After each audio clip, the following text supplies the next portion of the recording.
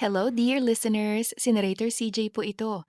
Muling nagbabalik para sa panibagong kwentong handog sa inyo ng Dear Celine.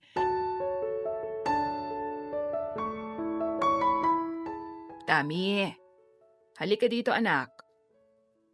Tawag ng Donya sa kanyang kaisa-isang anak.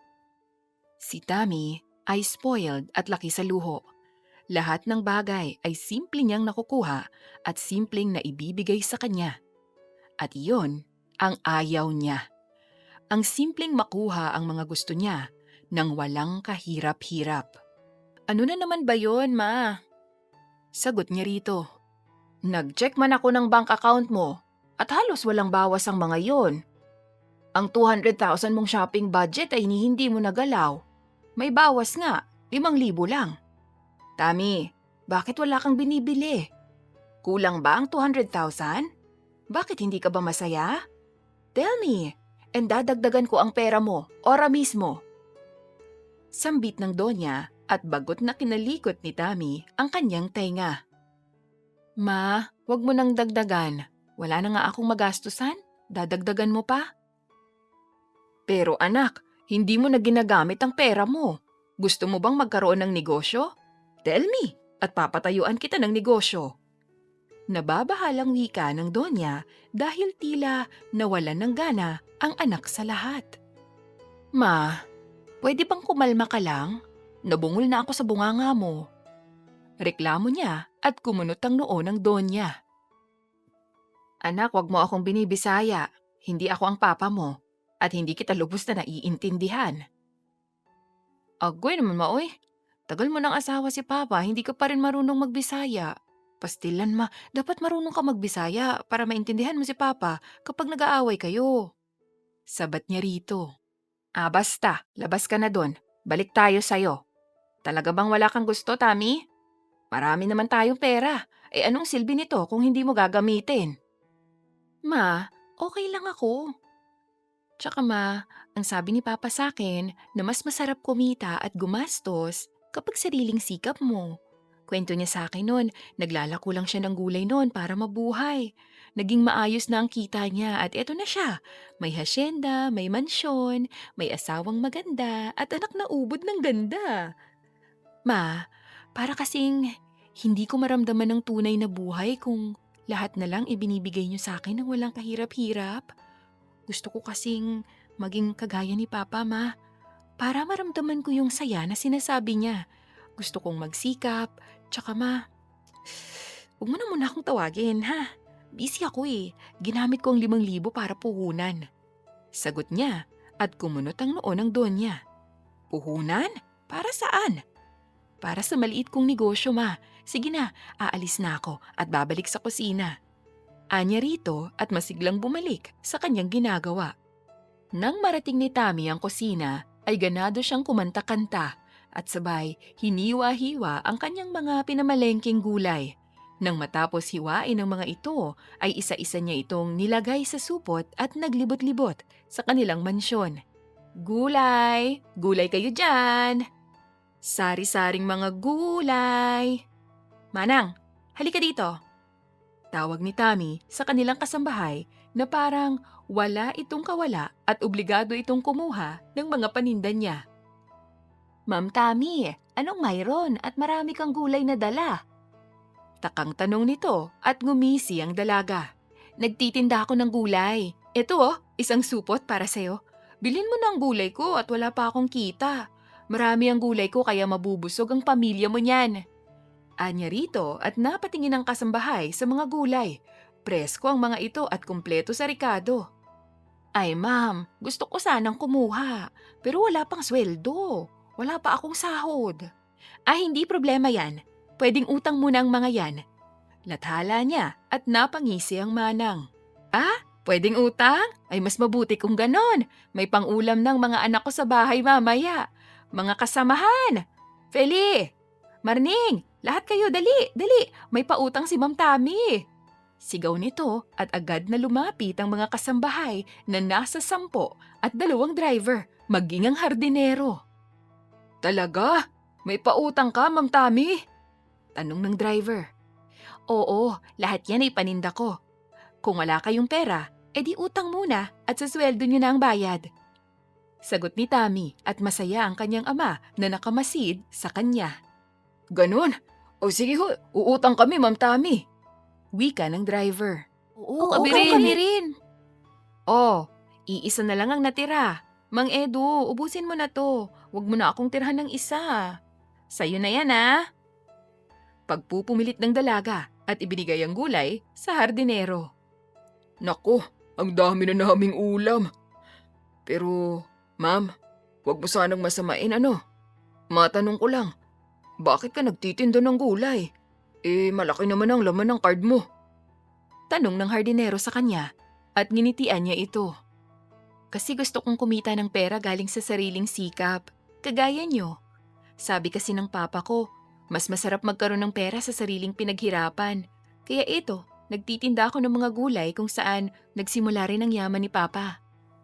Humanga ang mga trabahante kay Tammy, maging ang kanyang ama na ngayon ay naririnig ang mga kataga ng anak.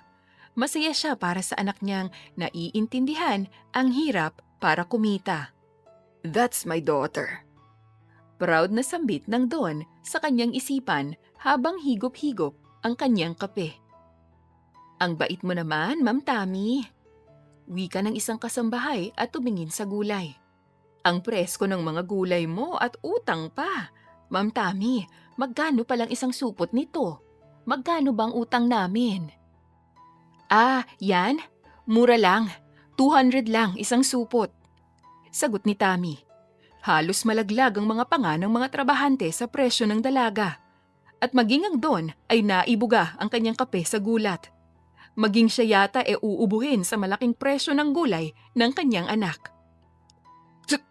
200? 200? Edi, 400 ang sa akin. Mangiyak-ngiyak na wika ng hardinero at ang saya niya kanina ay napalitan na ng pighati sa mahal ng gulay at 2 supot pa naman talaga ang sa kanya. Ma'am, parang ang mahal naman ata ng gulay mo. Reklamo ng isang kasambahay.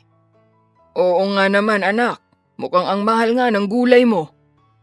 Singit ni Don upang tulungan ang kanyang mga tauhan.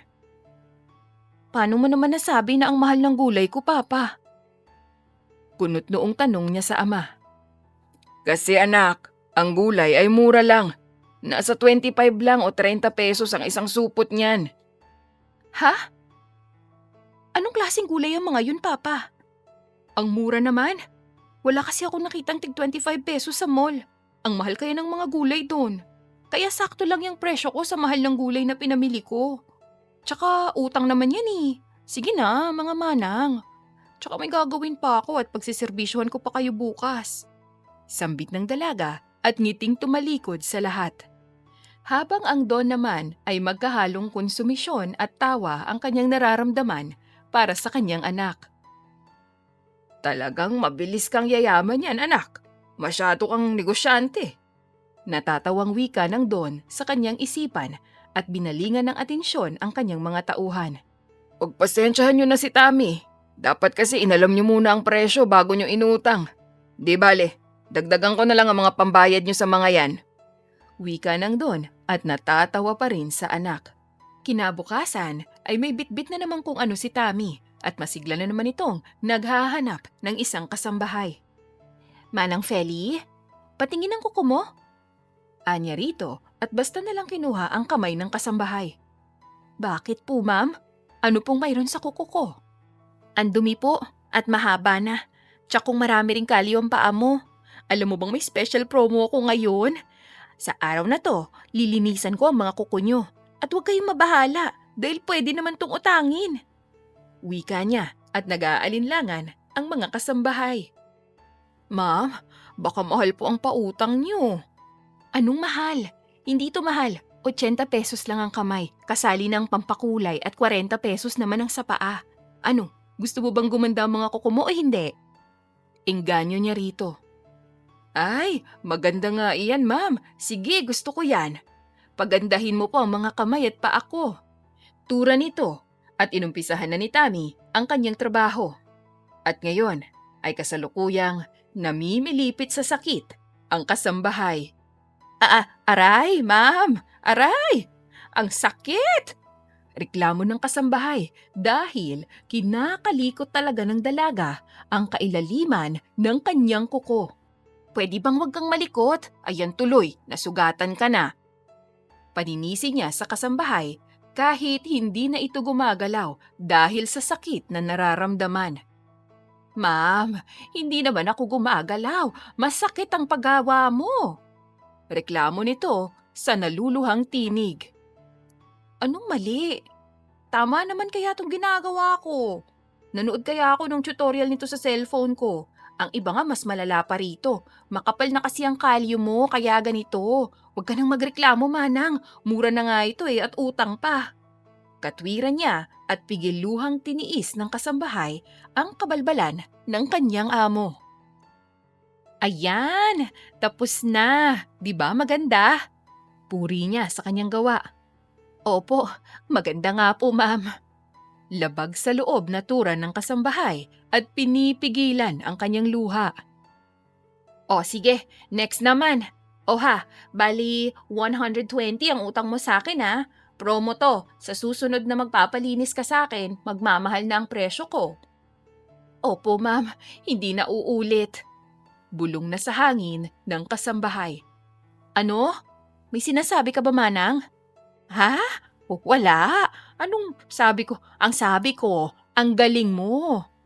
Pagsisinungaling nito na kinalapad ng ngiti ni Tammy. Diba? O ngayon may tiwala ka na sa akin. Ikaw kasi, panay reklamo ka Tura niya at proud na proud sa kanyang sarili. Matapos mag-manicure ni Tammy ay isang kasambahay naman ang kanyang ginambala. Manang Flor, gusto mo bang… Ay, ayoko ma'am! Agad na tanggi nito dahil nabalitaan nito ang kabalbalan ng amo kay Feli. Bagong manicure lang po ang kuko ko kaya sa susunod na lang po Anong kuko? Hindi naman manicure-pedicure ang iaalok ko sa'yo kundi rebond. Sagot ni Tammy at naengganyo na naman ang kasambahay. Rebond? Talaga? Marunong ka mag-rebond? Oo, aalokin ba kita kung hindi? Kulot kasi ang buhok mo, kaya ikaw ang aalokin ko ng rebond. Huwag kang mag-alala at magaling ako sa rebond. Gusto mo bang may tuwid o makintab na buhok? Aba opo, sige po. Excited na sagot ng kasambahay at isinagawa na naman ni Tammy ang kanyang kahayupan. Parang amoy sunog? Reklamo ng kasambahay at peking ngumiti si Tammy. Sunog? Baka naman nasusunog ang niluluto ni Manang Feli. Sagot niya at palihim na itinago ang putol at sunog na buhok ng kasambahay sa kanyang bulsa. Parang amoy sunog talaga, ma'am Wala, sa kusina yun. Hayaan mo na. Sagot ni Tammy at muling nagplansya ng buhok nito at napangiwi na naman siya nang maputol na naman ang buhok ng kasambahay. Ma'am, parang buhok ko yung nasusunog. Hindi mapakalingwikan ng kasambahay at ngiting asong sumagot si Tammy. Ha? Hindi wala. Tsaka patapos na ako kaya wag ka nang malikot. Kumbinsi ni Tammy at maging siya ay hindi mapakali. Hindi nagtagal ay natapos na ang pagre-rebond ni Tammy. Makintab ang buhok at tuwid na tuwid. Ang galing mo naman, Ma'am Tammy. Gumandang buhok ko Pero teka, bakit parang may putol? Wala yan, manang. Ganyan talaga pagkulot ang buhok, hindi pantay. Gusto mo gupitin natin para pantay at mas maganda? Engganyo niya at pumayag naman ang manang kaya ginupit niya ito. Aba, ang ganda na nga, Ma'am Tammy. Ang galing mo! Papuri ng kasambahay habang si Tammy naman ay nakahinga ng maluwag dahil nakalusot siya sa isang kahayupang ginawa niya. Sa mga sumunod na araw ay ganadong nagbibilang ng pera si Tammy dahil sweldo na ng kanyang mga kasambahay at nagsibayad na ang mga ito sa kanya. 3,900, 4,000, 4,000. Ang galing! Ganito palang pakiramdam kapag kumikita ka galing sa pinagsikapan mo. Ang gaan sa pakiramdam at nakaka-proud sa sarili. Kay tagal kong ninais na maramdaman ang ganitong saya. Teka, anong gagawin ko sa perang to? Anya at nag-iisip ng kanyang paggagastusan. Tama, yun nga, gagastusin ko ang mga to sa alak. Ganado niyang sambit at tinawagan ang kanyang pinsan. Hello? Tammy? Bakit ka napatawag? Bungad ng kanyang pinsan sa kabilang linya. Hello, Day. Maayong balita, may pambili na tayo ng alak. Dating kawi ba sa Jordan Club? Anyaya niya at agad siyang pinaunlakan ng pinsan. Nagabihan, sakay ng isang kotse ay sabay nagtungo ang magpinsan sa nasabing bar. Masaya sila at excited na lumagok ng alak. Pagkarating sa club ay agad silang nagpark at mabilis na pumasok sa loob ng patay-sinding ilaw at maingay na lugar. Ang dalawa ay umupo sa harap ng bartender at doon ay nag-enjoy sa alak. Matapos malango ay kapwa sila sumayaw sa dance floor. Walang pakialam ang dalawang magpinsan sa kalagitnaan ng kanilang kalasingan. Basta sumasayaw lang sila at masaya ay sapat na. Sa gitna ng saya ay may sumampal sa puwet ni Tammy, kaya't binalingan niya ng masamang tingin ang isang lalaki sa kanyang likuran. What? Bakit kanya ka tumingin sa akin? Tanong ng lalaking lasing at may hawak pa itong isang bote ng alak habang sumasayaw mag-isa. Hindi naman sumagot ang dalaga at muling sumayaw dahil hindi naman siya sigurado kung ito ang pumalo ng puwet niya. Ngunit may isang kamay na naman ang sumampal sa kanyang puwet at galit na niyang tiningnan sa mga mata ang lalaki, sabay tinulak ito ng malakas at maging ang pinsan niya ay nagulat sa kanyang ginawa. What is your problem, woman? Galit na sambit ng lalaki at nawala ang saya nito. Tammy, ano ba yan? Tama na. Awat ni Kara sa pinsan. Hindi kanina pa nang babastos ang hinayupak na to Sagot niya habang hindi inaalis ang tingin sa binata. Ikaw, anong problema mo ha? At kanina ka pa nagkakagusto sa puwet ko. Kanina ka pa sampal ng sampal sa puwet ko Lokong to, nakakapikon ka na. Talak niya at umiling ang binata. Miss, wala akong pakialam sa puwet mo. Hindi ako nakikialam sa puwet mong malaki. Oh, kita mo na? Sabi mo malaki ang puwet ko. Ibig sabihin kanina ka pa nakatingin sa akin. Miss, hindi kita tinitingnan. Sino ka ba para tingnan ko? Hindi ko naman kagandahan. Sagot ng lalaki, tsaka ito lumayo sa dalawa. Bastos! Hindi ka gentleman! Pahabol na sigaw ni Tammy sa binata at gigil na gigil siya rito. Tammy, tama na yan. Mag-enjoy na lang tayo. Sambit ni Kira at nagpatuloy sila sa kanilang pagsasaya. Nang makakontento ang dalawang dalaga, ay masaya at nagtatawanan nilang nilisan ang club. Habang nasa pintuan pa lang sila ng naturang club, ay may sumampal na naman sa puwet ng dalaga, kaya't galit na naman siyang lumingon sa kanyang likuran. Ikaw na naman! Bulalas niya at muli na naman niyang nakita ang lalaking nagpapainit ng kanyang dugo. Ano bang problema mo ha? Kanina ka pa! Hindi akong sumampal sa puwet mo, miss. Yung taong nauna sa akin, yun ang sumampal sa puwet mo. Katwiran ng binata. Talaga? Ikaw na kolera ka? Anong tingin mo sa akin, ha? Laseng?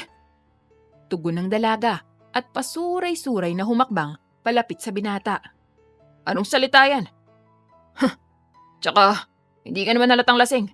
Ang tuwid mo ang maglakad Pilosopong sagot ng binata. Ikaw, bastos ka talaga no? Bakit hindi mo nalang sabihin na nagagandahan ka sa puwet ko ha? Bastos ka? Aniya at walang pagdadalawang isip na sinampal ang binata. What the heck is happening to you? Bulalas ng binata na masakit na sampal ng isang lasing. Medyo nakainom din siya at aaminin niyang may tama na rin siya. Pero sa manhid ng katawan niya, gawa nga ng alak, ay naramdaman pa rin niya ang masakit na puwersa ng sampal nito. Bagay lang yan sa'yo dahil bastos ka. Miss, hindi ka maganda, okay? Hindi ka rin ganun ka-sexy para pag-interesan ko. Hindi ka ang type ko. Hindi ang mga babaeng may malalaking puwet ang tipo ko, kundi ang mga babaeng may malalaking dibdib. At halatang hindi ikaw yun dahil wala kang ganun. Prangkang wika ng binata at tinubuan ng sungay si Tammy. Aba, talagang bastos yung bunganga mo. Eto dapat sa'yo. Sambit niya sabay bilis na piningot ang tenga ng binata. Ah! Aray! Aray ko! Aw! Aw! Hey! Masakit na reklamo ng binata at nawala ang kanyang kalasingan. Ngayon nagiging aso ka. Ang yabang mo kanina. Pero teka lang. Huwag kang magalaw. Nahihilo ako. Reklamo ng dalaga, sabay naduduwal na ito na ikinatiranta ng binata. Hey! No! Oh! Kadiri! Nasusok ang sambit ng binata matapos siyang sukahan ng dalaga. Dahil sa may tama na rin ng binata at sa baho ng suka ni Tammy ay tuluyan na ring nasuka ang binata. Nang maging mabuti ang pakiramdam ni Tammy ay humiga ito sa simento sa labis na kalasingan. Habang ang binata naman ay diring-diri na hinubad ang kanyang jacket. Pahamak ang babae ka, padiri. Sambit ng binata at tinahak ang kanyang kotse nang may isang dalaga ang nagsalita. Ogie, pwede bang ihatid mo na kami pa uwi? Pakiusap ng isang dalaga na ngayon ay nakasandal sa gulong ng kotse at halos pumikit na ang mga mata. And why would I do that? Pagkatapos akong sukahan ng kasama mo? Sagot niya rito. Please? Pakiusap ni Kira na nalulustay ang katawan. Pinag-isipan ng binata kung tutulungan ba niya ang dalawang dalaga o hindi. Ngunit hindi maatim ng kanyang konsensya na iwanan na lang ang mga ito sa ganong ayos. Kung kaya't nagpasya siya na isakay si Kira sa kanyang kotse. Thank you, gwapo. Usal ni Kira at bumalik ang binata sa dalagang si Tammy na parang walang buhay na nakahiga sa simento at tulog na tulog. God, mga dalaga talaga. Lalasing-lasing, tapos di naman pala kaya. Mabuti at may puso pa ako kahit papano. Aniya sa kanyang isipan at binuhat ang dalaga. Kinuhat niya ang walang malay na si Tammy ay dahan-dahang nagmulat ang mga mata nito at titig na titig sa kanyang mukha na tila ay sinapian ito ng isang banal na espiritu. God, ang pangit na mga titig niya sa akin. Maktol ng binata kahit nasa loob ng kanyang puso ay nagagandahan siya sa dalaga pero napipikon siya sa pagbibintang nito sa kanya. At sa isang iglap nga ay dumapo ang malambot nitong palad sa kanyang mukha kaya't labag sa loob na ibinalik niya ang kanyang tingin rito. Wanna say something? Nasusuka ka ba ulit? Inis niyang wika rito kahit patuloy lang nitong hinaplos ang kanyang pisngi. You are such a handsome man. Gusto kong magkaroon ng asawa katulad mo. Halos bulong na wika ng dalaga at walang dahilan na sinampal ang binata at walang galang na tumawa. You! Gigil na sambit ng binata at hinabaan na lang ang kanyang pasensya ngunit napipikon talaga siya kaya't walang ingat niyang binagsak ang dalaga sa upuan ng kanyang kotse. Be gentle to me, handsome. Dahil hindi mo ko matitikman. Lasing na biro ni Tammy. Sabay hilik. She's really crazy. God, I swear, ayoko na siyang makita. Abot langit na konsumisyon ng binata at pumasok na rin sa kanyang kotse. Miss, address please. Tanong niya kay Kira. White House, 101. Tanging sagot ni Kira at agad na minaneho ng binata ang kanyang kotse. Hindi nagtagal ay narating na nila ang White House. Ang laki ng bahay at halatang galing sa mayamang pamilya ang dalawang dalaga. Ngunit parehong pasaway ang mga ito. We are here. Wake up. Hey, wake up. Pukaw diwa niya kay Kira. Ngunit tulog na tulog ito kahit alug-alugin niya. Kaya't si Tammy naman ang ginising niya. Hey, brat, we're here. Wake up. Wake up. Anya rito. Ngunit nakangangalang ang dalaga at humihilik kaya napatawa siya rito. She's a cutie. Kung hindi lang siya sana lasinggera. Wait! Hey! Hey! Bulalas niya nang bigla na lang hilahin ng dalaga ang dalawang braso at niyakap ito na parang unan at halos masubsob na ang kanyang labi sa labi nito. Sa lapit ng kanilang distansya ay hindi sadyang napatitig ang binata sa malambot na labi ng dalaga at naaakit siyang tingnan ito. Lalaki siya at maganda ang dalaga at kusang gumalaw ang kanyang isang kamay upang hawiin ang makintab nitong buhok tsaka sinabit sa tenga nito at dahan-dahang inilapit ang kanyang labi sa labi nito. Subalit, umagos ang laway ni Tommy dahilan upang mapatigil ang binata. Oh man, I almost fell for his beauty. Maybe I should thank her laway. At hindi ko nagawa yung hindi ko dapat gawin. Anya sa kanyang sarili at mabigat na napabuntong hininga. Isa-isa niyang binuhat ang dalawang dalaga palabas sa kanyang kotse at maingat na isinandal ang mga ito sa gate. Nang masiguradong ligtas ang dalawang dalaga, ay pinindot na niya ang doorbell tsaka bumalik sa kanyang kotse. Upang masigurado na tama ang bahay na kanyang dinalhan sa mga ito, ay ikinubli muna niya ang kanyang kotse sa dilim. Hindi nagtagal ay may isang kasambahayang lumabas at agad nitong nakita ang dalawang dalaga. Donya, mga kasamahan, nandito na ang Ma'am Tammy at ang Ma'am Kira. Tulungan niyo ako, dali! Sigaw ng kasambahay at pinagtulungan ng lahat na buhati ng dalawang dalagang tulog na tulog. Nang makitang tama ang kanyang pinagdalhan sa dalawa, ay umalis na ang binata. Kinaumagahan ay napabalikwas ng bangon si Tommy at inikot-ikot ang kanyang buong mata sa paligid at nakahinga ng maluwag matapos mapagtanto na siya ay nasa loob ng kanyang kwarto. Ay, akala ko hindi ako nakauwi. Mabuti at nasa kwarto ko lang pala ako. Teka, paano ko nakauwi? Siguro dahil kay Manong Edo. Kaya ako nakauwi. Pinatawagan ko pala siya kagabi kay Kira upang sunduin kami.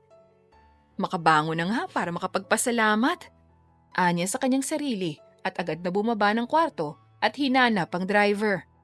Manong Ed, maraming salamat po sa pagsundo sa amin kagabi ni Kira.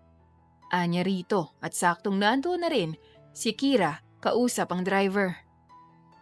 Ma'am Tammy, hindi po akong dahilan kung bakit kayo nakauwi kagabi. Paalis pa sana ako kagabi nang nagsisisigaw si Feli na dumating na kayo. Pagdating namin sa labas nakahilata lang kayo dyan sa harap ng gate. Kung may dapat kayong pasalamatan ay ang lalaking naghatid sa inyo kagabi. Tura nito at nagkatitigan ang magpinsan. Kira? May naaalala ka ba kung sino yung lalaking yun? Tanong niya sa pinsan at umiling ito. Wala rin Tammy Sagot nito at nanatiling misteryo kung sino ang lalaking nagmabuting loob na naghatid sa kanila ni Kira. At hindi rin naman pinalampas ng Don at Donya ang kapabayaan ng magpinsan at natikman ng dalawa ang sermon ng mga ito. Lumipas ang mga araw. Isang umaga ay nakaramdam ng pananakit ng tagiliran si Tammy at panay ang kanyang pag-ihi at pabalik-balik na siya sa CR at napansin ito ng kanyang ina. Tammy, kanina ka pa pabalik-balik sa CR Ano ba nangyayari sa'yo? May diarrhea ka ba? At bakit mo laging hawak yung tagiliran mo? Ano bang masakit sa'yo? Tanong ng Donya. Ma, masakit talaga ang tagiliran ko. Tsaka pabalik-balik ako sa CR, panay ihi. Matagal pa ba ang doktor mo, ma? Magpapatingin kasi sana ako sa kanya. Nako, bukas pa ang doktor ko, anak. Ang nararamdaman mo ay kailangan agad ng mabilisang lunas. Kaya sige na, kumilos ka na at magpa-check up. Apurang utos ng kanyang ina, kaya't mabilis siyang hinatid ng kanilang driver sa hospital. Pagdating ng ospital ay umabot hanggang 7 ang mga pasyenteng nakapila, kaya't matyaga siyang pumila habang hawak-hawak ang kanyang tagiliran. Hindi nagtagal ay siya na ang kasunod.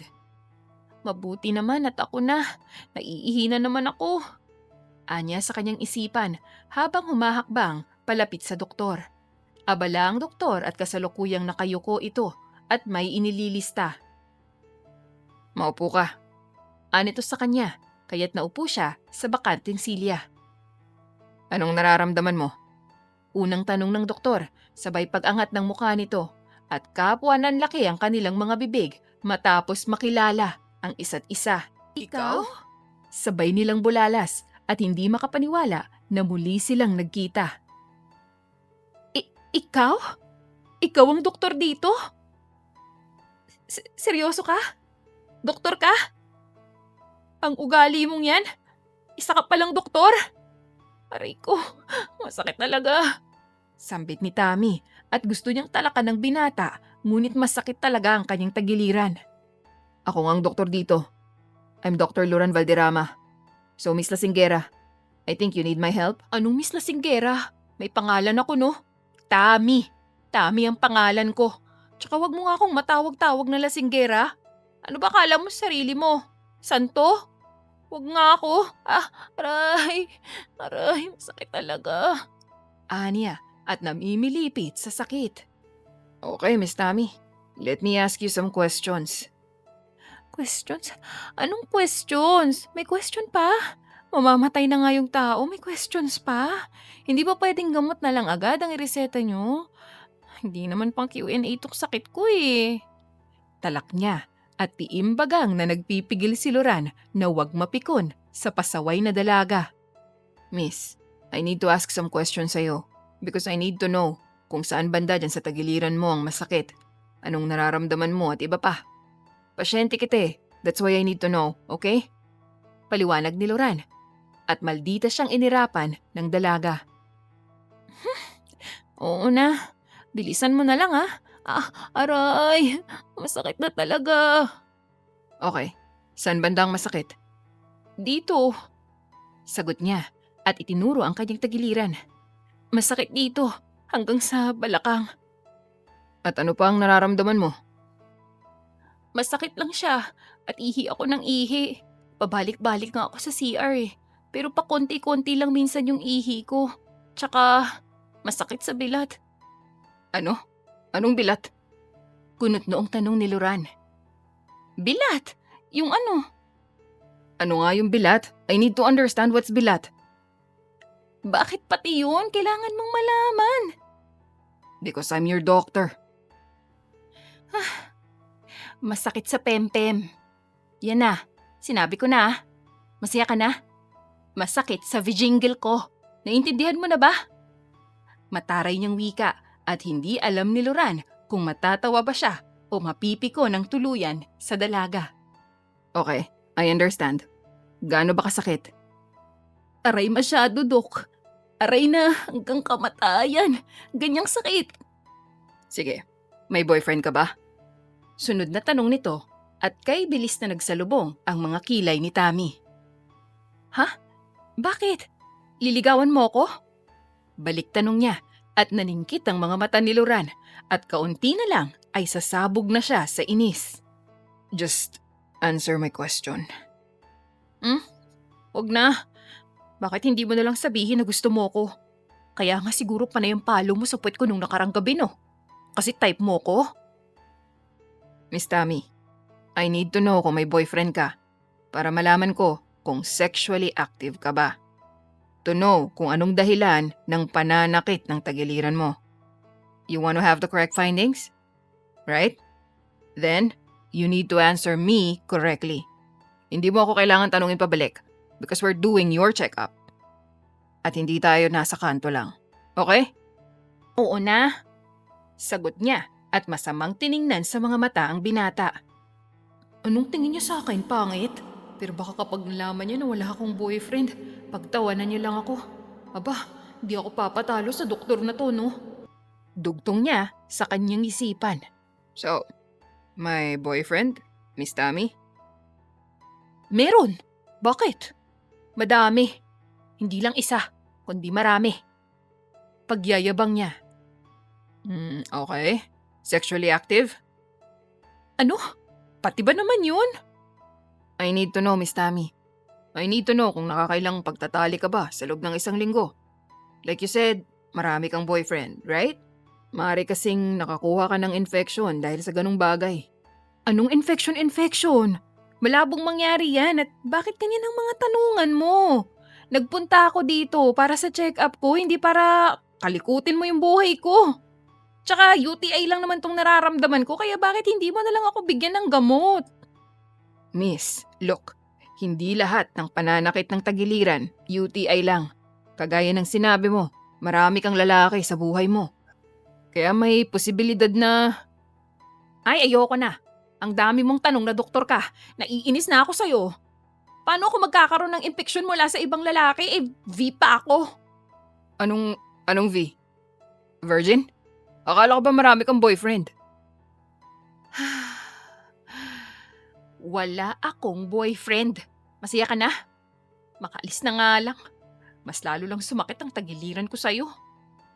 Galit niyang sambit, sabay talikod sa doktor. Teka, saan ka pupunta? Hindi pa tayo tapos. Uuwi na ako. Bala ka dyan. Aray ko. Masakit niyang sambit at hawak-hawak pa rin ang kanyang tagiliran, habang si Loran naman ay napapahilot na lang sa kanyang ulo. Sa kabilang banda, habang paalis ng ospital si Tammy, ay dala-dala pa rin niya ang inis at galit para sa binatang doktor at halos isumpa niya ang pagmumukha nito. Kainis! Huwag ko lang talagang makita yung doktor na yan ulit at titisurin ko talaga yan sa tain ng kalabaw. Nakakainis talaga siya. Di bale, magpapatingin na lang ako sa doktor ni Mama bukas.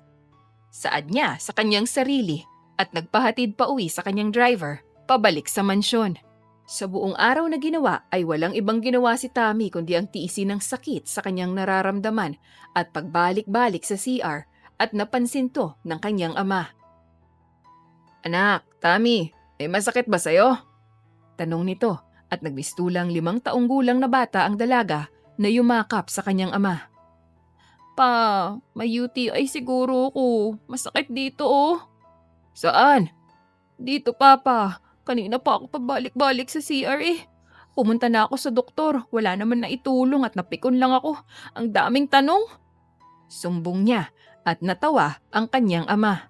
Eh ganun talaga pag doktor anak. Maraming tanong at bibigyan ka pa ng reseta na hindi mo maintindihan. Talaga bang masakit ang tagiliran mo? Oo nga papa, ang dami mo ring tanong eh. Maldita niyang wika at napangiti ang Don. Malaki ka na pero kung magmaldita ka para kang 5 taong gulang. Halika at may alam akong gamot para dyan. Anito at kinuhanan ng anak ng isang buko at pinainom kay Tammy. Pa, talaga bang gamot to? Paninigurado niya at tumango ang kanyang ama. Aba yan ang gamot namin ng mga kapatid ko nung wala pa kaming pera pampacheck up sa doktor. Sa kabutihang palad gumagaling naman kami. Sagot nito at dinamihan ni Tammy ang pag-inom. Kinabukasan ay naging mabuti ang pakiramdam ni Tammy. Hindi na ganun kasakit ang kanyang tagiliran at patuloy siyang umiinom ng tubig ng buko. Sa kasalukuyan, katatapos lang ni Tammy na uminom ng buko mula sa likuran ng kanilang pamamahay nang lapitan siya ng ama. Tammy, kamusta ang pakiramdam mo? Mabuti na po, maayos na papa. Magaling ang gamot mo ah. Tingin ko hindi ko na kailangan ng doktor. Kailangan mo pa ring magpatingin sa doktor anak para makasigurado tayo. Nandun na ang doktor ng mama mo, kumonsulta ka na sa kanya. Sige po papa, sagot niya at bumalik na siya sa loob ng mansyon. Saktong pagdating niya sa loob ng mansyon ay katatapos lang tingnan ng doktor ang Donya. Maayos naman Donya, talagang kailangan palagi ka lang i-check. You're looking beautiful and fresh. Pero as we know, pag nagkakaedad na, we need to monitor your situation hanggang gumaling ka at bumalik ng tuluyan yung lakas mo from that accident. It will take weeks lang, but not month. Tura ni Loran at napangiti ang Donya. Maraming salamat. Ang galing mong doktor, iho. Saad ng Donya at nakita nito si Tammy na nakatingin sa kanila ng doktor. Tammy, come here anak. Ipapakilala kita sa magiging private doctor ko. Pag ng Donya at lumapit si Tammy rito, sabay humarap ang doktor sa kanya at kapwa ng laki na naman ang kanilang mga mata. Ikaw? Bulalas nilang dalawa at hindi makapaniwala na muli na namang magkukrus ang kanilang mga landas. At anong ginagawa mo sa pamamahay namin? Siyempre, doktor nga ako ng Donya, di ba? Eh ikaw, bakit ka nandito? Narinig mo namang tinawag niya akong anak, di ba? Kaya anak niya ako. Maldita niyang turan at nagsukatan sila ng kumikidlat na titigan, habang ang Donya naman ay palipat-lipat ng tingin sa kanilang dalawa. Teka nga, nagkita na kayo? Nagkakilala na kayo? Sunod-sunod na tanong ng Donya at binaling ni Tammy ang kanyang atensyon sa kanyang ina. Kilalang kilala ko siya, ma. Siya yung hinayupak na doktor na panay tanong sa akin at wala namang naitulong. Akalain mo, ma, ha? Sinabihan niya ako na baka nagkaroon ako ng infection dahil sa mga lalaki. Ang dumi-dumi ng tingin niya sa akin. Bastos siya. Sumbong niya at nais bahiran ng kasamaan ang pangalan ng binata at napatingin ng Donya kay Luran. Totoo ba yon, Dr. Valderrama? I can explain myself, ma'am. Anak mo po yung bumisita sa akin habang namimilipit ng sakit ng kanyang tagiliran. I want to give her the correct findings. That's why I need to ask some questions before proceeding sa final test.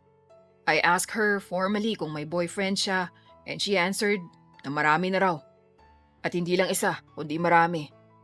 To her answer, I need to ask again if she's sexually active. Tapos, nagalit siya. At ending, inamin niyang virgin pa siya at wala talaga siyang boyfriend.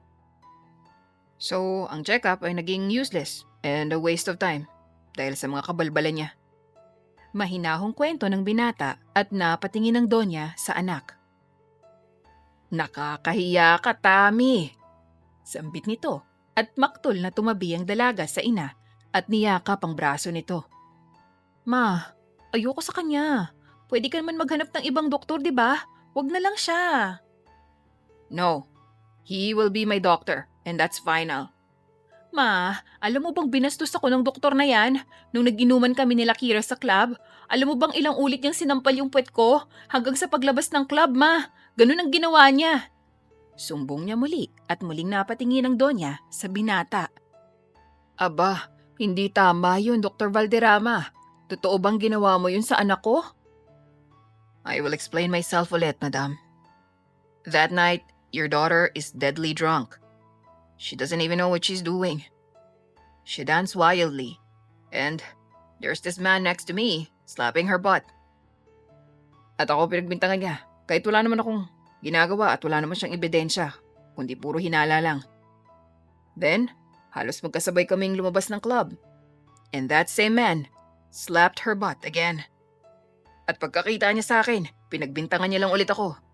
I tried to explain that it wasn't me, pero ayaw niya makinig. And she even slapped me on the face. Ang totoo nga dapat siya ang humingi ng tawad at magpasalamat sa akin. Ha? Bakit naman ako magpapasalamat sa'yo? Kasi, ako lang naman ang naghatid sa inyo pa uwi during that night. Because you two can no longer drive. Naalala mo pa ba? How dirty you are? Kung paano mo ako sinukahan nung gabing yon? Saad ni Luran at hiyang-hiya si Tammy sa sarili. Anak, magpasalamat ka sa kanya at siya palang dahilan kung bakit kayo nakauwi ng ligtas ni Kira. And ask for forgiveness din sa kanya. Utos ng kanyang ina, ngunit padabog na tumayo si Tammy. No way! Saad niya sa pagmumukha ng binata sabay walk out. Sa mga sumunod na araw, ay hindi naging maganda ang pagtatagpo ni Tammy at Luran. Sa tuwing nagkukrus ang kanilang mga landas, ay palagi na lang silang nagbabangayan. At ngayon, kasalukuyang nakadungaw ang dalaga sa kanyang bintana, habang nakatingala sa bilog na buwan. At isang panauhin ang kumuha ng kanyang atensyon. Si Luran yun ah. Bakit kaya siya gabi-gabi nag-iinom? Parang ang lalim naman ang iniisip niya. May pinagdadaanan ba yan? Siguro tama ang mga narinig ko sa mga kasambahay na iniwan ng doktor na yan ang magiging asawa niya sa araw mismo ng kasal nila. Kawawa naman. Aniya at nahahabag para rito. Saglit pa niya itong pinagmasdan at awang-awa siya rito. At sa isang iglap ay hindi niya namalayan ang kanyang sarili na bumaba na pala siya sa hagdan. Para bang may sariling isip ang kanyang mga paa at ngayon ay nakatayo na siya sa likuran ng binata. Why am I doing this? Naiinis ako sa kanya, kaya bakit ako naaawa? Aniya sa kanyang isipan, akmang tatalikod na sana siya nang bigla itong magsalita. Why are you here? Do you need something? Kalmado pero ang boses nito ay puno ng lungkot at may malaking epekto ito sa puso ng dalaga. Alam ko magkagalit tayo, pero baka gusto mong kausap ako? Baka gusto mong may mapagsasabihan ng mga nararamdaman mo o pinagdadaanan mo sa buhay? Pwede mo naman akong kausapin. Wika niya at pinihit ang binata ang silya paharap sa dalaga. Really? Anong alam mo tungkol sa buhay ko? Bakit gusto mong malaman? Narinig mo na ba? Galing sa iba na iniwan ako ng magiging bride ko sa altar? At kung sasabihin ko bang nararamdaman ko sa'yo, are you going to mock me? Laugh at me? And measure me? Like how you always do? Hindi. Hindi ko ginagawang laro o biro ang nararamdaman ng ibang tao, no? Gusto ko lang mapagaan ang loob mo. Gusto ko lang makatulong. Tura niya at tumayo ang binata. Humakbang ito palapit sa kanya ng marahan, pero mabigat. Ang mga mata niya ay bihag ng mga mata nito. Kay bigat ng presensya ng binata at ayaw gumalaw ng kanyang mga paa palayo rito. Kasunod nito ay naramdaman ni Tammy ang kamay ni Luran na nakahawak sa kanyang baba at hinaplos-haplos nito ang kanyang balat ng kairahan. I would like to accept your help, beautiful Tammy. But there's only one help for you to do. Marry me and be mine. Mahina nitong sambit, ngunit tila ginagalugad ng boses nito ang buong kalamnan ni Tammy. Hindi makapagsalita si Tammy at para siyang naninigas mula sa kanyang kinatatayuan at kahit pagkurap ng kanyang mga mata ay hindi niya magawa at palapit ng palapit ang labi nito sa kanyang sariling labi kaya't buong lakas na pumikit si Tammy sabay paglagapak ng pisngi ni Luran. Saglit na natigilan ng binata at ang sampal ni Tammy ang nagsilbing panggising sa kanya. Ay, wag ako, Luran. Wag ako. Tsaka hindi mo ako cover girl sa puso mong sugatan, no? Doktor ka. Magaling ka. At ang kirot sa puso mo, ang sugat na hindi mo kayang pagalingin. Kaya wag mo akong gawing band-aid para guminhawa ka lang. Mariing wika ni Tammy sabay walk out. Habang si Luran naman ay nanatiling nakatayo sa kanyang kinatatayuan at tulalang nakasunod ang mga mata kay Tammy. Interesting. Mahinang usal niya at hindi sukat akalain na ang babaeng katulad ni Tammy ay may malalim na pag-unawa tungkol sa pag-ibig. Kinaumagahan ay maagang nagising si Tammy sa sigaw ng kanyang pinsan, kaya't mabigat siyang bumangon mula sa kanyang kama. Ano ba yan, Kira? Ang aga-aga. Tamad niyang sambit at pinagbuksan ito ng pintuan. Day! Good news! Good news, Tammy! May maganda akong balita sa iyo. Finally, naging boyfriend ko rin siya! Sigaw ni Kira at laking tuwa ni Tammy sa balitang yon. Talaga? Naging boyfriend mo na talaga si Montecillo? Hoy, madam na badam ka na talaga. Boyfriend pa lang naman, hindi pa asawa. Halika sa baba at dinala ko siya rito para lubos mong makilala. Alam mo na, kailangan ko rin yung opinion mo. Anito sa kanya at bumaba sila ng hagdan. Pagkababa ng hagdan ay naabutan nilang magkausap ang dalawang binatang sina Harold Montecillo at si Luran. Good morning. Tammy, right? Unang bati ng isang binata at nakipagkamay sa kanya. Malugod itong tinanggap ni Tammy at kasalukuyang magkatabi sila ni Luran sa isang silya. Kaharap ang bagong magkasintahan. Nakipagkwentuhan si Harold sa kanya at nakipagtawanan, habang sina Tammy at Luran naman ay tila init na init sa isa't isa. So Tammy, gaano ba kayo katagal ni Dr. Luran? Walang ideyang tanong nito at kapwa tumabingi ang labi ni na Tammy at Luran sabay diring-diri na tumingin sa isa't isa. May nasabi ba akong masama? Sunod na tanong ni Harold. Meron. Masamang masama, sagot ni Tammy. I'm sorry, paumanhin ni Herald. Ay nako, huwag kang mag-sorry Herald. Hindi ako galit sa'yo. Nandidiri lang ako sa sinabi mo. Kasi ito? Sa kanya? No way! Hindi ko siya boyfriend. At kailanman, hindi ako magkakagusto sa kanya.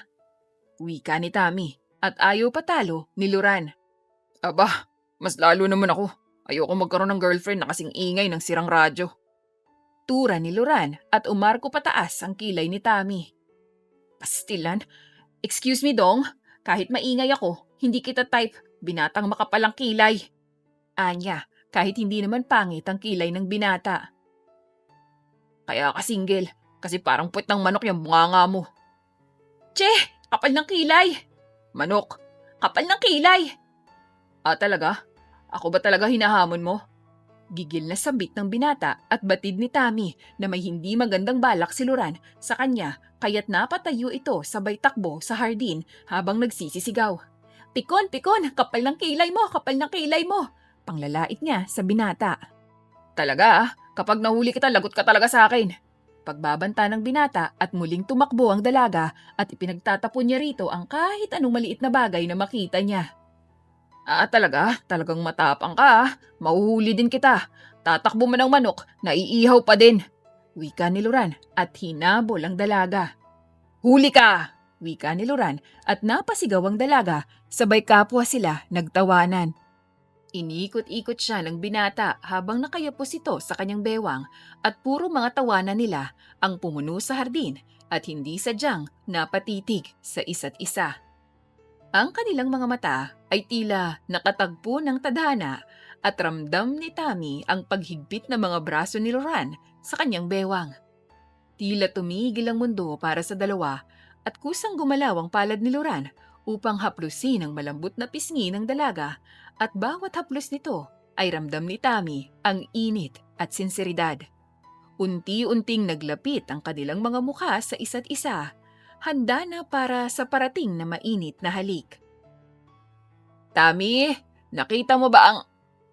Tawag ng Donya, ngunit napatigil ito nang makita ang postura ng dalawa. Luran, Tammy, anong ginagawa niyo dyan? Nakangiting wika ng Donya at mabilis pa sa 4:00 na kumalas si Tammy mula sa bisig ng binata at hiyang tumingin sa ina. Ma? Kanina ka pa dyan? Wala naman kaming ginagawa ni Loran at... Hindi mo kailangan magpaliwanag, anak. Kung nagkakagustuhan na kayo, di mas maganda. Hindi naman sa ganun, Donya, kasi... Loran, alam kong mahirap aminin sa umpisa, lalo na kung ang pagsibol ng pagmamahal ang nag-uumpisa pa lang. Nga pala, nakalimutan ko ang hinahanap ko pero... May sasabihin ako sa iyo 60 na ang Don sa susunod na araw, kaya may party dito sa bahay. Nais kong paghandaan niyo ang masayang araw na yon. Maliwanag?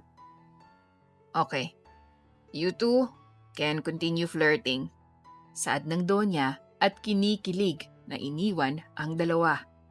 Nang makalayo ang Donya ay palihim na kinurot ni Tammy ang tagiliran ni Loran. Aray! What's your problem again? Masakit na sambit ng binata at pinandidilatan siya ng mga mata ni Tammy. Kasalanan mo to Nag-isip tuloy si mama na type kita. Sagot niya at ngumisi si Loran. Bakit? Hindi ba? Dili oy, ginuo ka na lang over my dead body. Pagyayabang niya at iniwan ang binata. What? What did you say? Kunot noong wika ni Loran habang iniisip kung ano ang ibig sabihin ng mga salita ng dalaga. Sa mga sumunod na araw ay nagpatuloy ang asaran at bangayan ng dalawa. Hindi magkatagpo ang kanilang mga ugali at kabaliktaran nila ang isa't isa. Isang bungangera at isang maikli ang pasensya. Isang araw ay nagtaka si Tammy kung bakit tila madalas kung umalis si Loran sa mansyon. At ngayon ay nakikita niya itong nakabihis at handang umalis, kaya't nakipagtsikahan siya sa mga kasambahay. Alam niyo ba kung saan siya pumupunta? Usisa niya kay Feli. Hindi ko alam. Pero ma'am, Masaya siya kapag umaalis siya. Siguro may girlfriend na yan siya. Ang swerte naman ng babaeng yun, ano? Ang gwapo pa naman ni Dr. Loran. Ah, ganun ba? Nakangiwing sambit ni Tammy habang tila may parte ng kanyang puso ang naiinggit sa kung sino man ang babae ni Loran. Hindi yan magkaka-girlfriend si Kapal Kilay. Mahina niyang sambit sa sarili. Are you talking about me? Ay, nadimonyo! Gulantang na sigaw ni Tammy nang biglang may bumulong sa kanyang tenga at nang balingan niya ito ay walang iba kundi si Loran. Ano ba? Bakit ka ba nanggugulat? Kasi nakikipagchismisan ka tungkol sa akin. Ayaw mo bang magka-girlfriend ako? Bakit? May parte ba sa puso mo na hindi masaya? Pangaasar ni Loran. Hindi no. Ang taas naman ng bilib nito sa sarili niya. Akala mo naman magkaka-girlfriend ka agad sa ugali mong yan. What if I can? Talaga? Sige, let's make a deal. Kung may girlfriend kang madadala sa birthday ni Papa, ililibre kita ng alak. At kung wala, ako ang ililibre mo. Okay, that's a great deal. It's a deal, Tammy. Tugon ni Loran bago ito umalis ng mansyon. Lumipas ang mga araw at sumapit na ang kaarawan ng Don. Maraming tao sa mansyon at lahat ng mga malalapit na kaibigan at kakilala sa negosyo ay naroon. Kasalukuyang mag-isa si Tammy habang ang pinsan niyang si Kira ay abala sa nobyo nito. Halos lahat ng mga taong nandun ay mag-asawa. Ang iba may mga kafling at ang iba naman may mga karelasyon. At siya lang ata ang single. Ano to? Ako lang ang magiging mag-isa? Ayos ang buhay ko ah. Wala bang manliligaw dyan? Anya sa kanyang isipan at isang lalaki ang lumapit sa kanya. Hi miss, I'm Santiago. Pwede ba kitang makausap? Mag-isa lang din ako eh. Saad ng lalaki at ngumiti ng kay tamis si Tammy. Sure. Walang pagdadalawang isip niyang wika at nakisama sa lalaki. Habang sa kabilang banda naman ay kadarating lang ni Loran. Mabilis hinanap ng kanyang mata ang dalagang si Tammy at agad niya itong nakitang may kasamang iba. And who the hell is he?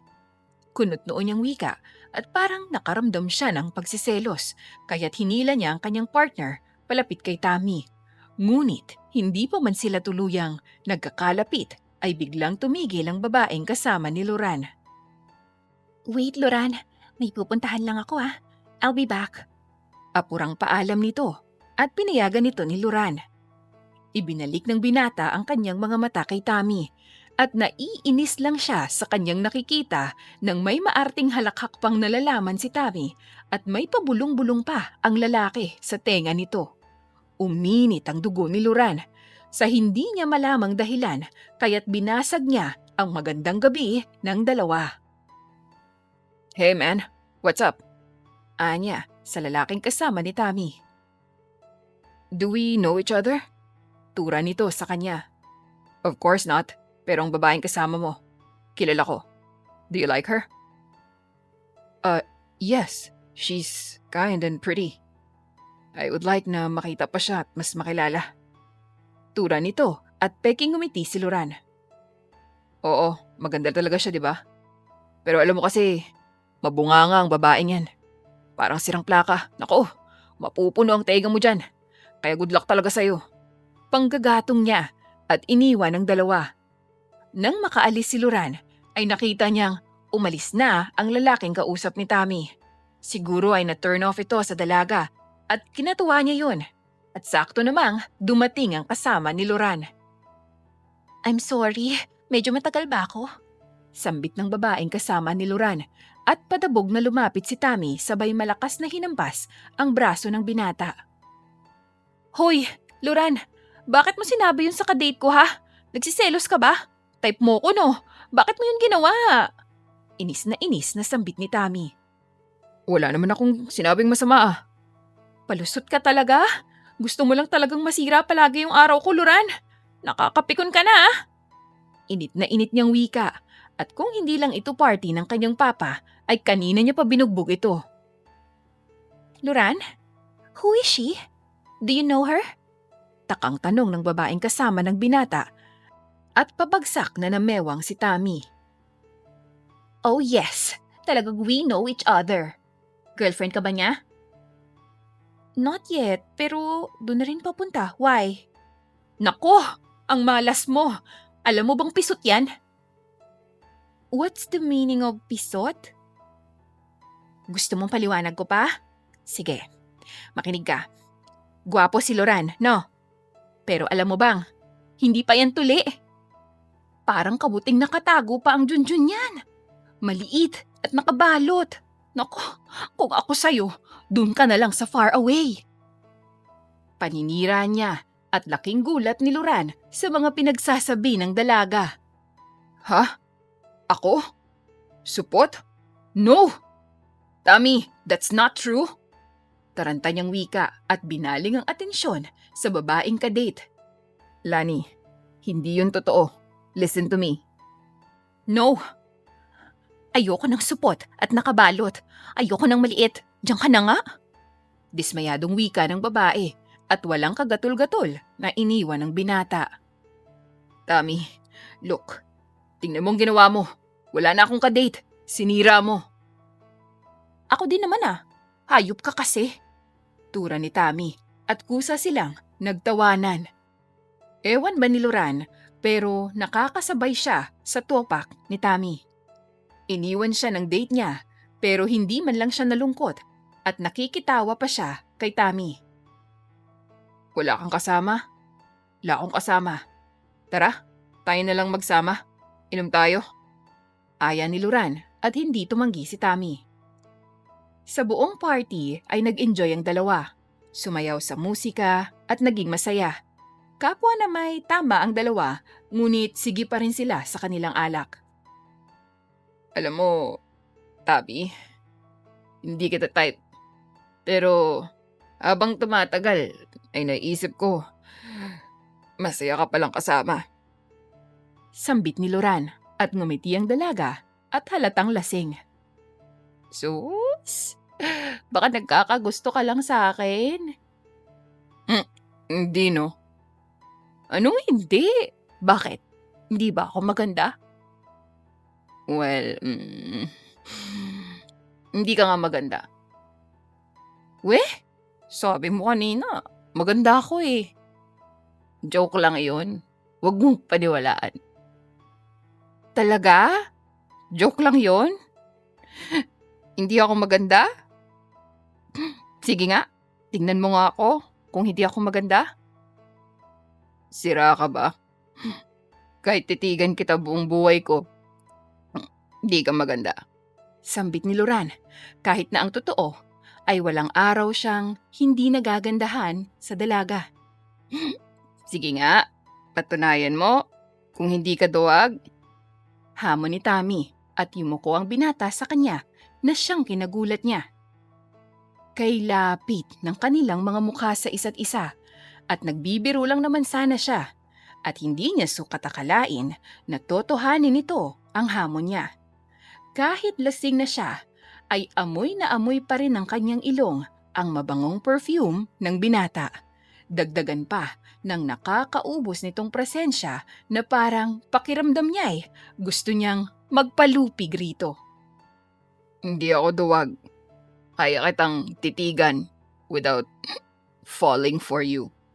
Matapang na sambit ng binata at abot ng kanilang ilong ang kanilang mga hininga.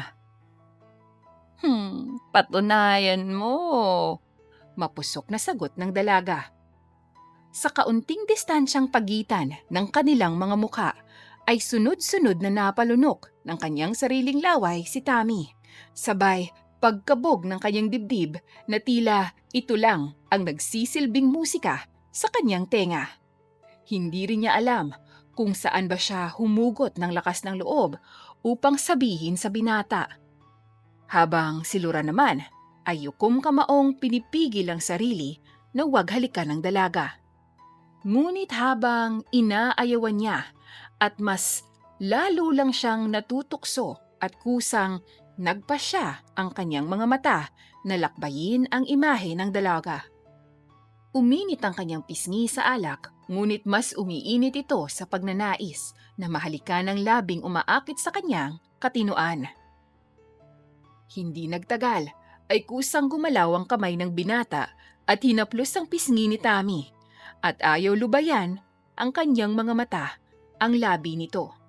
Habang si Tammy naman ay tila parang tuod na hinihintay ang susunod na gagawin ng binata. At kasabay nito ay ang paglapat ng kanilang mga labi. At dilat matang tinanggap yun ni Tammy. Isang halik na marahan at punong-puno ng pag-iingat. Isang halik na madiin at may halong damdaming hindi pa inaamin. Ang kanilang mga halik ay mas lumalim. Kasabay nito ang pagkagat ni Loran sa kanyang labi na nagpabalik sa kanyang katinuan. Excuse me? Naiilang nakalas ni Tammy mula sa bisig ng binata at agad dumiretso sa CR. Pagkarating niya sa loob nito, ay doon siya huminga ng maluwag na tila ay nabunutan siya ng tinik sa lalamunan. Ginoo ko, nagkiss kami, halaoy, giatay na. Aniya sa kanyang sarili at napagulong-gulong sa pader ng CR. Matapos ng lasing na gabing yon, ay nagkaroon na sila ng ilangang dalawa. Hindi sila makatingin ng diretso sa isa't isa. Wala na ang bangayan at binalot lang sila ng nakakabinging katahimikan. Isang umaga, habang pababa ng hagdan si Tammy, ay nagtataka siya bakit tila may pinagkakaguluhan ang mga kasamahan at nakatago ang mga ito sa isang pader at may sinisilip. Manang, ano pong mayroon? Ma'am, tingnan mo si sir. Ang gwapo. Ang tigas-tigas ng katawan. Parang ang sarap niyang haplusin. Sagot nito at nakasilip din ang dalaga at nakitago. Bakit yun siya naliligo? Mahina niyang tanong at nag-e-enjoy din sa masarap na tanawin. Ang mga muscle at abs ng binata ay kay sarap sa mga mata. Barado raw kasi yung shower niya sa taas, ma'am. Naku, sana hindi na yun maayos. Wika ng katulong at lahat sila ay binusohan ng binata nang bigla itong lumingon sa pinagtataguan nila at rekta itong nakatingin kay Tammy. Tila nanlamig ang buong katawan ni Tammy at pakiramdam niya ay nagsitayuan ang lahat ng mga balahibo niya sa katawan. Ha? Nakakatakot naman. Anong klaseng titig ang mga yun? Anya sa kanyang sarili, tsaka tumalikod. Sumapit ang tanghali ay hindi pa rin nag-uusap ang dalawa. At ang naturang halik na nangyari ay may malaking epekto sa kanilang mga sarili.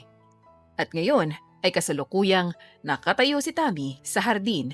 Pinagmamasda ng mga bulaklak nang may maramdaman siyang nakatayo sa kanyang likuran. Kaya't nilingon niya ito. Loran? Mahina niyang sambit sa pangalan nito. Can we talk, Tammy? Talk?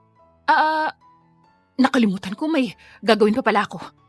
Palusot niya at saka tinalikuran ng binata, ngunit mabilis nitong hinawakan ang kanyang mga kamay. Loran? It's been 1 week na iniiwasan mo ako after that kiss. Kiss? Wala naman nangyaring ganun. Lasing ako. Wala akong matandaan. Don't act like you don't remember. Don't act like you don't care, Tammy. Apektado din ako. Hindi lang ikaw. Hindi rin ako natahimik after that kiss kasi inaamin ko, gusto rin kita. Tammy, gusto kita. Pagtatapat ni Loran, ngunit nagmamatigas pa rin ang dalaga. Anong pinagsasabi mo? Wala ngang kiss na nangyari. Tura niya. Dahil hindi mabigkas ng kanyang bibig, na gusto niya rin ang binata. Then, I'll help you remember. Sambit ni Loran, sabay kabig sa bewang ng dalaga, tsaka sinunggaban nito ng halik sa mga labi. Now, kung hindi mo pa naaalala, handa akong ulitin pa ang ginawa ko ng ilang beses hanggang maalala mo kung gaano kabukas na tinanggap mong mga halik ko. And don't try to shout and ask help from anyone dahil tingin ko ay gusto ko ng lahat para sa'yo. At para malaman mo, may basbas na ako mula sa mga magulang mo and I got their votes. Pilyo niyang saad at hinampas ni Tammy ang dibdib ng binata. Kahit kailan ka talaga, ang presko mo. Oo na, gusto din kita. Pero hindi ibig sabihin yun sinasagot na kita ha. Ligawan mo muna ako no. Ano ka, buenas? Pagmamaldita niya at piningot ng binata ang kanyang ilong. I definitely will. Tura nito sa dalaga at muling sinail ng halik ang labi nito. I will, with a free kiss every day. Dugtong nito at kinilig ang mga kasambahay na palihim na nanunood sa kanilang dalawa. Ayoko ng laro, Luran, sambit ni Tammy at hinawakan ni Luran ang kanyang kamay. And I'm not playing. I'm dead serious, Tammy. I deeply love you. Sagot ni Luran at tuluyang sumaya ang puso ni Tammy. Simula sa araw na yon ay mas naging malapit na ang dalawa sa isa't isa.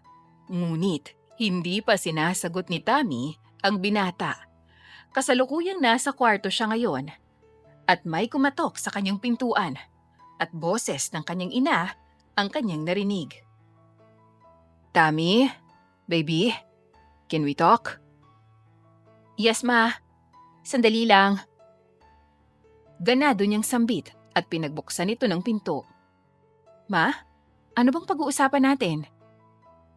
Anak, diretsahin mo nga ako. Ano bang nararamdaman mo kay Luran? Kayo na ba?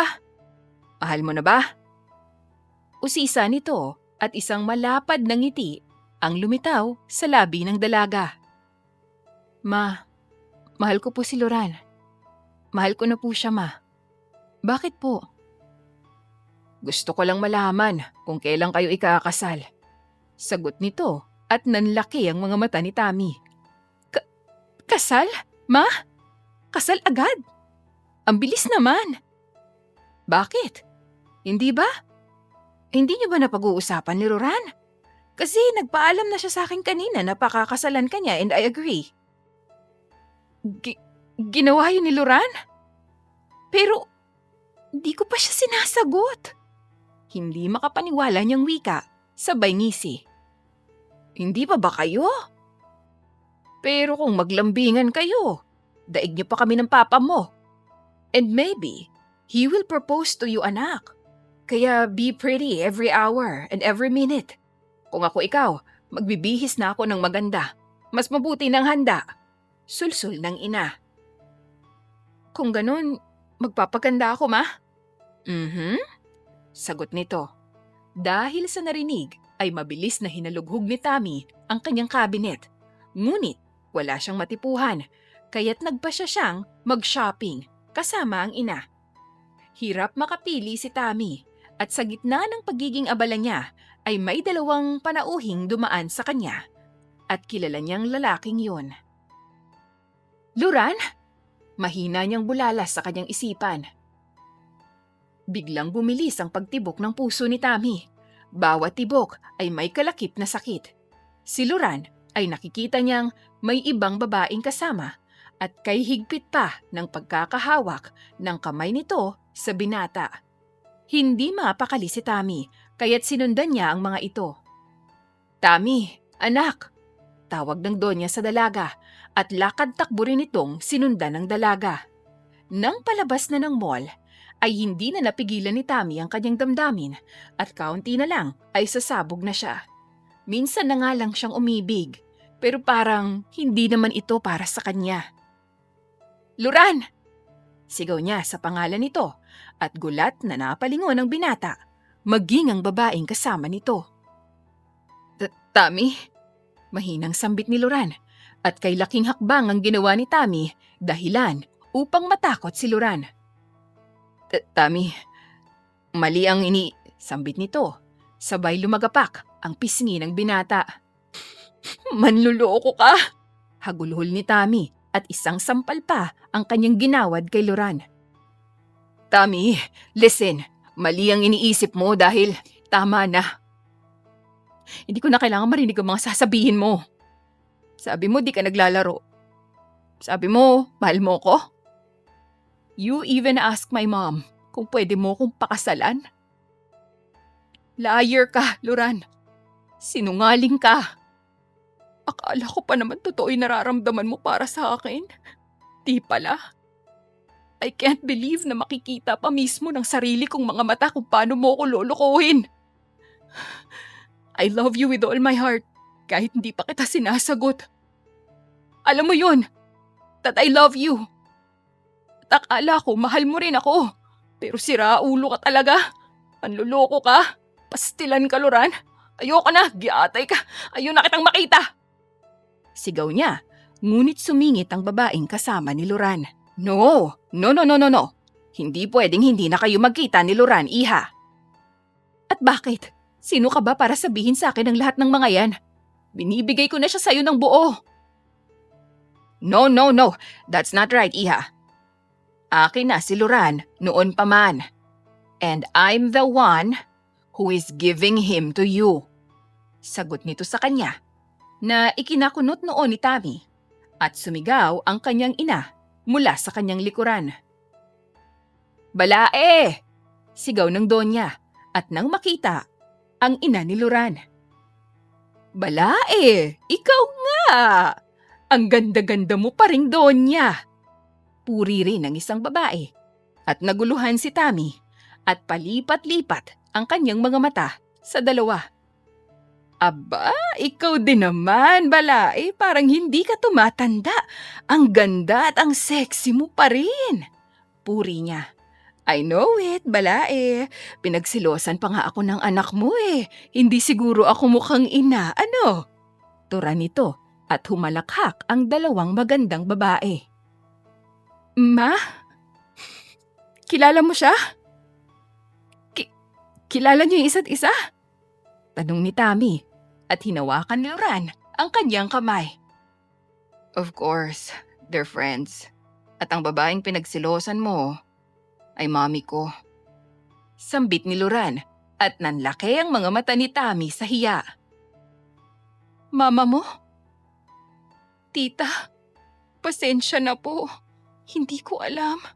Ang bata niyo po kasing tingnan kaya akala ko. I understand, Tammy. Hindi bago sa akin ang napagkakamalang girlfriend ng anak ko. Anyway, that's a good compliment for me. By the way, I am here para ayusin ang pagpapakasal niyo ni Loran. Mahal niyo ang isa't isa, right? Makikipaghiwalay ka nga kahit na hindi pa talaga kayo eh.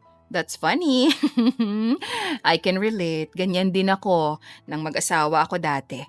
Wika ng ina ni Loran sabay humalakhak ng malakas. Sa tawang iyon ay higit na nahiya si Tammy at tawang-tawa sa kanya si Loran. Tammy, it's okay.